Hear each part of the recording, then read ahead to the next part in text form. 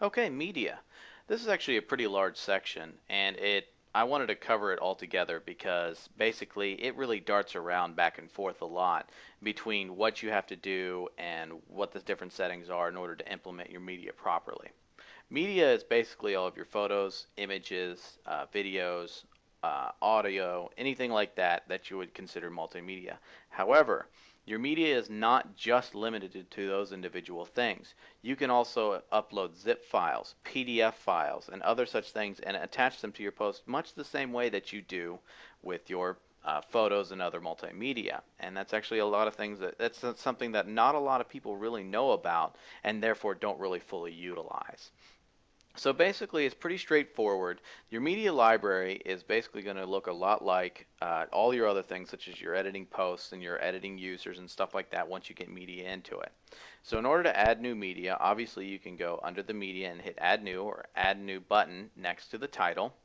And it's going to give you an uploader to select. So you click select files and we're going to go to an individual folder and we're actually going to start with an image and it's going to automatically upload it and it's going to crunch it for optimization for the web automatically for you so you don't have to do that. Also, you're going to have the ability to put in title, alternate text, caption, a description if necessary. This is really good for search engines. And you're also going to be able to edit your image on the fly inside of WordPress. You're also, once again, not going to need to use an image editor. If you wanted to maybe say flip it horizontally, vertically, or anything along those lines, you can do that within here. You can flip it just like that. You can also scale the image. You can crop the image. You can maintain its aspect ratio. All that stuff can be done right inside of WordPress. It's a very handy tool to use. So once you're done making your changes, you can hit save all changes and that automatically completes that. And so now you have this thing looks a lot like all the others. And you can also add new things as necessary. Now in this one we're going to actually add a PDF instead, say loan information. And we're going to add that and it's going to have a PDF available for you to use. So now that's in there available. So not just images and multimedia, but any file that you want to. Now you're going to want to insert it into a post. So you're going to go to add new posts. Up here above your standard bar, your rich text editor bar, you're going to have your multimedia uploads. It's under upload insert and you have different things, image and video and audio and then media. So for this example we're just going to use the image. We're going to go up here to media library, or you can upload right there on the fly just like you did from your media. Or if you wanted to hot link something, you can do it straight from a URL. So from another website, for example. So you can do it right there. So we're going to go to our media library.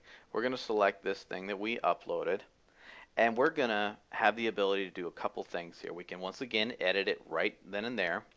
We can insert a thumbnail version of it, or the actual full size or a medium version of it, and that way we can save space on our blog, especially if it's so big it starts to break the theme.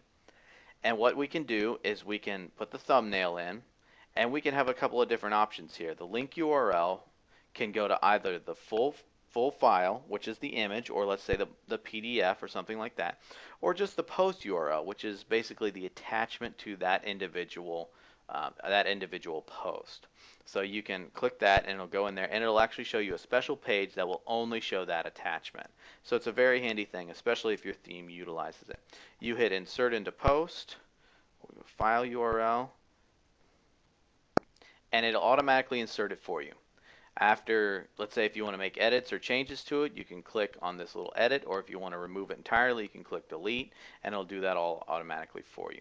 It's a very handy tool and you can use this with just about anything, like I said, including PDFs and including other media as well. Any files apply. One last thing I wanted to do is quickly go over the media settings. If you just go to settings and media, you can set a couple of standards for your media settings, such as your embed size, your thumbnail size for your images and stuff like that.